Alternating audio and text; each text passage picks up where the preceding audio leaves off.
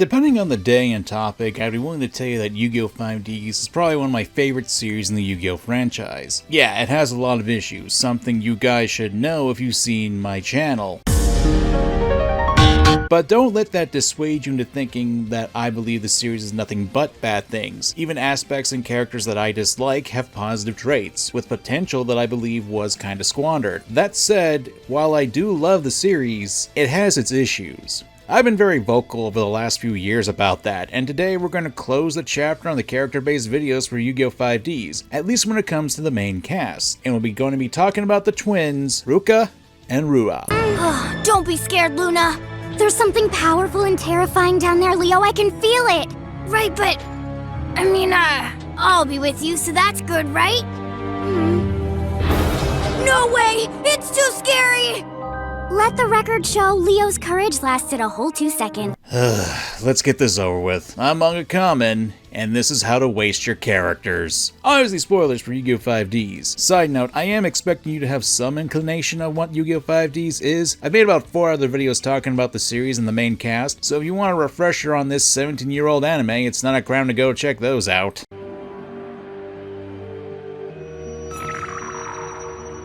No way! She has a mark like mine! Ruka and Rua are an interesting pair of characters in the narrative of Yugioh 5ds. Without having to repeat myself from other videos, the two are young siblings who are part of the group of signers. Technically. If you're a scrub who only uses the dub, it'd be Luna and Leo respectively, but in all honesty, those aren't bad names for dubs. What are you doing on computer? Fall! Don't they have last names? Nope. Pretty much any other member of the main cast that matters, Yusei Fudo, Jack Atlas, Aki Izayoi, Crow Hogan, has a last name. Ruka and Rua? Nope, nothing. Nada. There's nothing wrong with that per se, but it's really weird that two main characters don't even get the honor of a full name. You get nothing! Anyway, as for why I say they're technically both signers, you see for most of the story of Yugioh 5ds up until the last arc, the sister Ruka was actually the real signer of the two, with her brother Rua being a bit of a tag-along until the very end. And that's pretty much it. They have parents, but we never see them. They're well off because they live in the tops of Neo Domino City, and got involved in the plot after Yusei was tased like a dog escaping from sector security. No, not kidding. Oh, sure, the criminal market's turned into tracking dye, but we can totally have our main character get brutally tasered to the point where he loses his memory. Yes, that was a thing too. So, who are you, mister? What's your name? I have no idea. That only lasted 1 episode, by the way. Dub only. The only other thing that's notable to bring up before we get into the more details is that Ruka has a connection to the spirit world. You see, back in the old days of Yu-Gi-Oh, at least in some part, dual spirits were a thing. It wasn't fully established in the OG since a lot of the monsters summoned were extensions of human souls known as Ka and Ba. It wouldn't be until GX that the dual monster spirit thing would have a lot more established and be fleshed out in the plot, with a few of the main characters having their own dual spirits. Don't you see it? See what? Oh, boss, you're the only one that can see me! Go away! 5ds did continue with this, with Ruka having connection with the dual monsters. Even at one point, when she was 3 years old, lapsed into a coma where her mind lived in the dual monster spirit world, being protected by her signer dragon, the ancient fairy dragon. Ever since, she's had a connection to the spirit world. Rua didn't have anything like that. Hell, we don't know much about the brothers' past. Now, before we actually get into my complaints with these two characters, the concept is actually pretty good. You have a pair of twins, one of which is a chosen one, destined to save the world. Top it off, they're both little kids who are 11 years old at the time of the first season. You have the grounds for a story where the non-chosen sibling can feel like he's being left out, with his sister having to face off against the dangers of the world. It's some stuff that could have the potential to be very interesting character writing. Hell, the fact that Rua wasn't a signer could make him feel left out from the rest of the cast, or how the bond he has with the sister could be strained because she got this destiny mark slapped onto her arm and he could be jealous because of it. But alas, that's not really what happened. Now, most people are probably expecting me to go, "Fuck you, Crow," about this, since when he was introduced, a fair bit of screen time was dedicated to him and his antics. and oftentimes there are people who do attribute some of the character writing issues to him. While I do agree somewhat, to say it is all Crow's fault would be disingenuous, but to say his inclusion into the series and main party didn't have an effect would just be as bad. He isn't the main reason why the twins had their writing issues though. Hey, before we continue on with this video, I want to say thank you guys for watching and clicking on this video, and it would mean a lot to me if you could subscribe and hit the notifications. YouTube has been kind of rough these past few months, and with me doing a lot of stuff, it would really mean a lot to me. Thank you for your time. Let's get to the actual video again.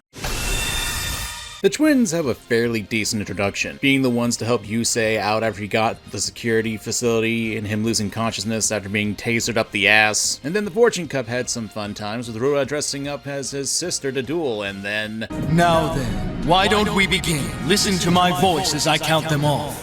And 1.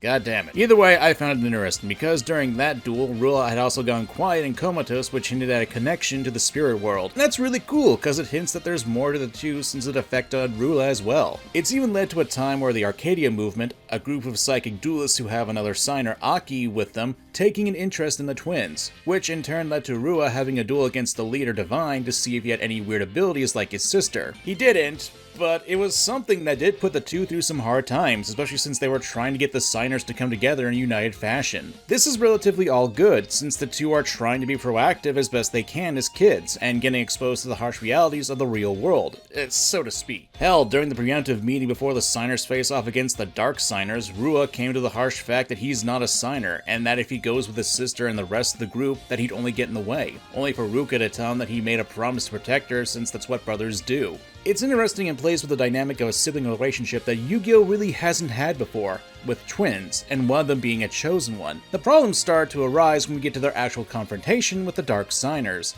with one of the biggest issues being this guy, D-Mac. There is nothing about this guy. No, I am serious.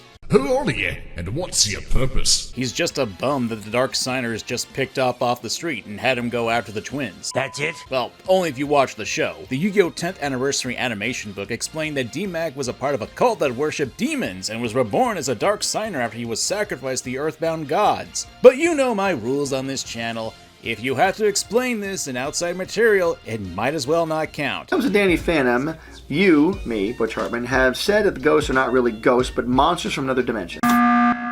And it sucks, because if you look at the other Dark Signers and who they face, there's at least a personal connection that had to give the Dark Signers an actual motivation. Kiryu hated Yusei for what he perceived to be betrayal. Harley was killed and forced to fight against Jack Atlas, the two's relationship being a key element to the fight. Misty was under the assumption that Aki was the one who had gotten her little brother killed, and the moment she learned that Divine was the one behind it, she tried to end the duel before she got possessed. My point is that the rest of the Signer duels had these personal touches to them that made them all unique to each other in one way or another. But with D-Mac, most you can say is the guy really liked his monkeys, and it sucks because he has so many other questions surrounding the guy, like how in the hell did he get his hands on Ruka's Signer Dragon, Ancient Fairy Dragon? He apparently has the ability to interact with the spirit world. How'd he pull that off? What sucks is pretty much every other Dark Signer had their backstory fleshed out and had a personal connection with the Signers, but with D-Mac and the twins, nope, he's pretty much a generic bad guy.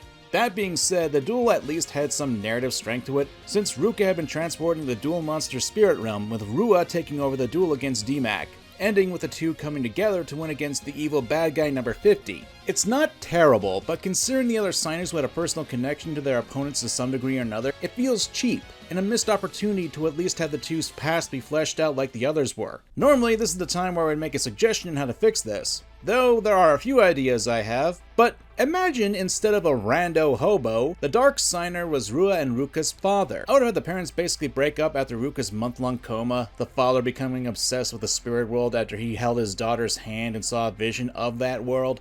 The man would become obsessed, at first trying to help his daughter, but then the obsession would devour him, and when he may have found some way to save his daughter, Ruka would wake up, meaning all his hard work would have gone to waste. Throughout his frantic research, he distanced himself from the mother, who after seeing the husband had freaked out over the good news that his daughter had awoken, would obviously file for divorce and take the children away. Throw in the fact that during this time, the father could have discovered that the ancient fairy dragon had a connection to Ruka's coma, and bam! Not only do you have a personal connection to the duel, and one that's unique, but you also flesh out the backstory for the twins' family and make the duel actually a lot more dramatic since it's their family. Granted, you could also do the same thing with the mother, but I'm kind of just spitballing here with the ideas. After this duel, both Ruka and Rua become cheerleaders for the rest of the series, and then...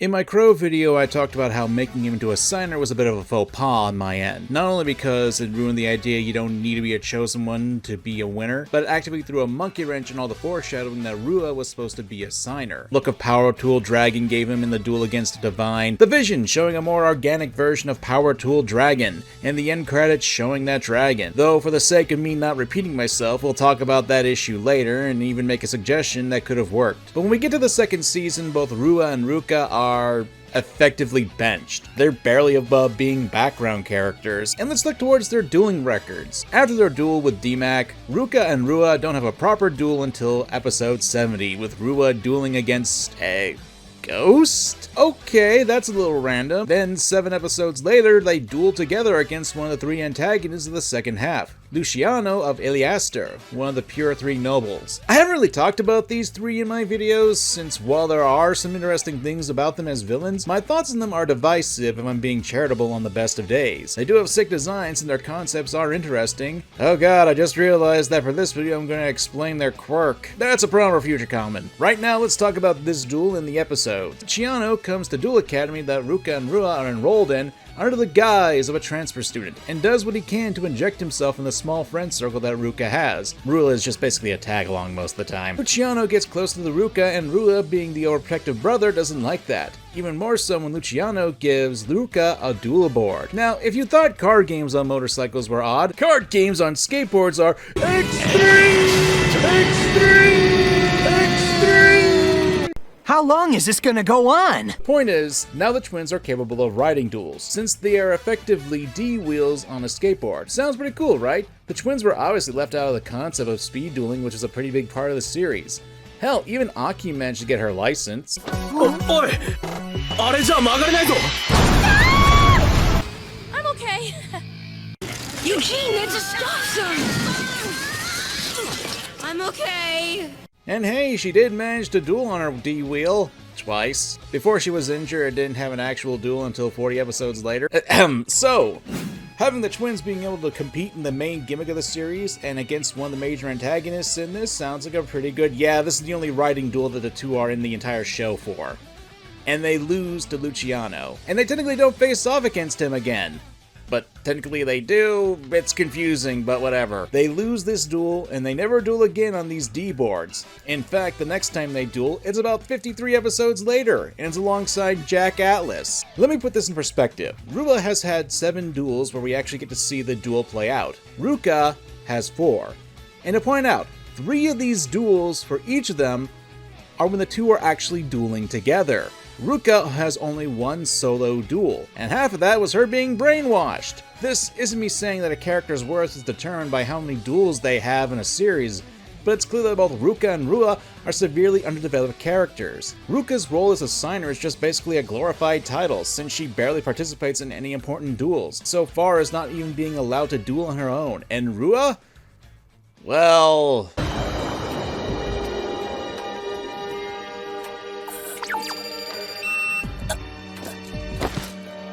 he fucking dies! Well, almost. In a duel against Aporia, which, to make a long story short, is the true form of all 3 of the pure 3 nobles of Iliaster, devices were attached to the other duelist's body, and if they lose the duel, the devices would pierce their hearts and kill them! Bum bum bum!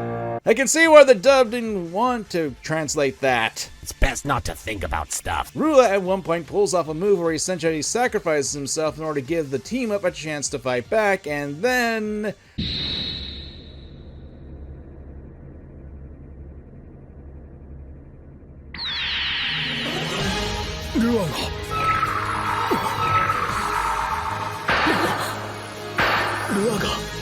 Yep. Rua becomes a signer. Did it, good job, I'm proud of you. Did it, good job, celebrate the good times. Yeah, as you can tell, I don't really care. This is supposed to be his most significant moment in the show, Rua gaining his true signer dragon and becoming a signer at the same time, but it comes in too late and feels super rushed. It really lacks the build-up that it needed to be impactful. This is mostly because these two have become more or less background characters. The second season is focused on the WRGP, a grand tournament that I complain about more times than I have about Crow, for crying out loud. Because of this, the main trio of Yusei, Jack, and Crow essentially steal all the limelight because of how the tournament is set up. Which is a quick refresher, each match has the teams competing against each other in continuous matches, where when one duelist loses, the next team member jumps in and continues to face the same opponent. This is a terrible choice to do this, since it means that each match can take several episodes to get through them, with the runtime being eaten up by the main three. As you can probably tell, I'm not a huge fan of this choice in writing for 5Ds. And it really sucks because you could have had some interesting ideas with both Rua and Ruka as characters because of their premise. If only there was something that actually fleshed out this concept and You know, for a channel called MangaKamen, it's a crime I don't really talk about manga all that much on here, but oh well! Sir, when you speak, all I hear is the sound of cities burning, nightmares crying, and dog shit wearing deodorant. You are a poor excuse for a sentient being. Fun fact, there are manga adaptations of some of the later Yu-Gi-Oh series, all the way to Arc 5, and just saying that brings back the terrible memories! Why are we still here? Just to suffer? But if it's any consolation, the manga adaptations are mostly alternative universes that don't typically follow the same storyline as the anime. Hell, the 5Ds manga gives me a dream come true with Aki about to smack the living hell out of Crow. Plus, hey, it's got some really rad ideas to it. Just look at this badass skeleton knight. Now, why am I bringing this up, you may ask?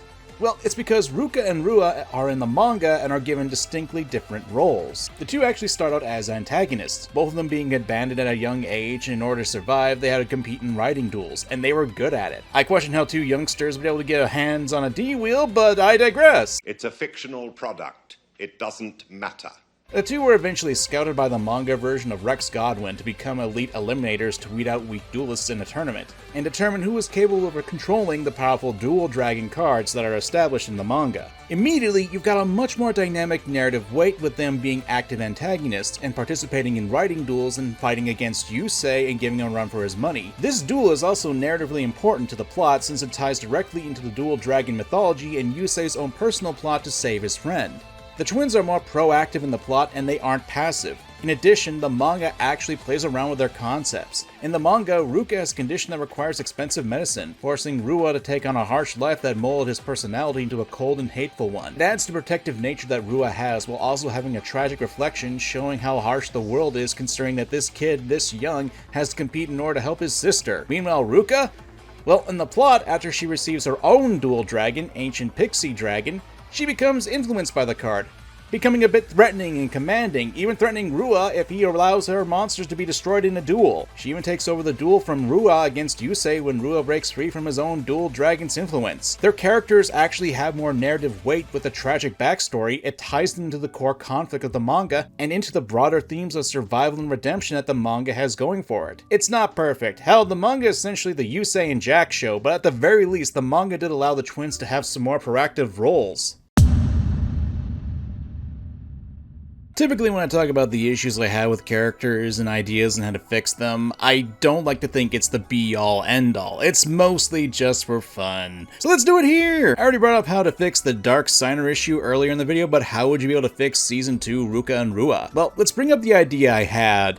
Really, the big issue was when Crow got his signer mark. In the Crow video, I think that if Crow and Rua weren't signers, you could have had the two form a close friendship, almost brotherly, over the fact that despite that their friends and families are signers, that didn't make them lesser. They managed to help take down the Dark Signers. They were both badasses without that mark on them. Another suggestion would be that Rua and Ruka could share the Mark of the Dragon. What I mean is that since we're shown multiple times that the Marks of the Dragon can transfer between users, the biggest is when Rex Goodwin had his own mark transfer to Yusei, and Crow got the tail from Yusei. That sounded dirtier than I thought. Anyway, we also see that when the marks combine to one and appear on the backs of Yusei and Jack, so why couldn't the same thing be done between Ruka and Rua? It could solidify their sibling bond, and the two could try training to exchange the marks so they could be more effective.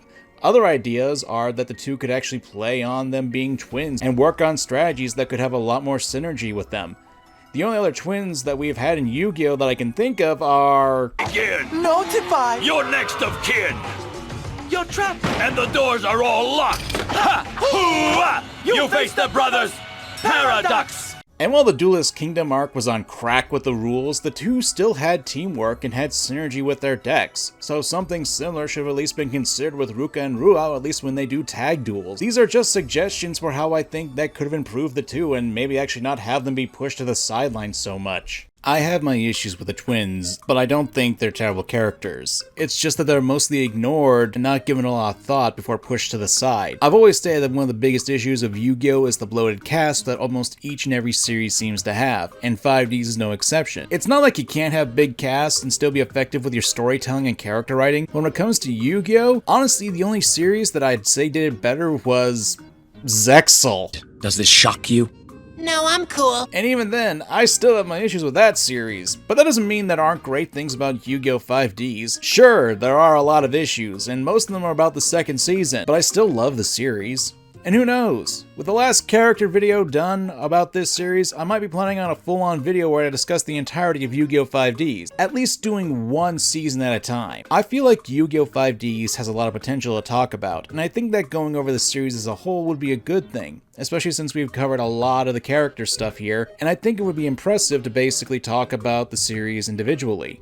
I don't know. After all, it's a weird concept that you have a card game on motorcycles, which is goofy, but then you have such things as classism, bigotry, isolation, torture, and other mature themes that a lot of people don't give the series credit for because of that stupid damn joke. So, I'm making you guys a deal. This video gets 3K likes, I'll put that video on the docket. Comment, dual boards are useless, that'll help push the video and get more likes. Until then, I'm MangaKamen, and remember to keep your D-wheels clean. Later!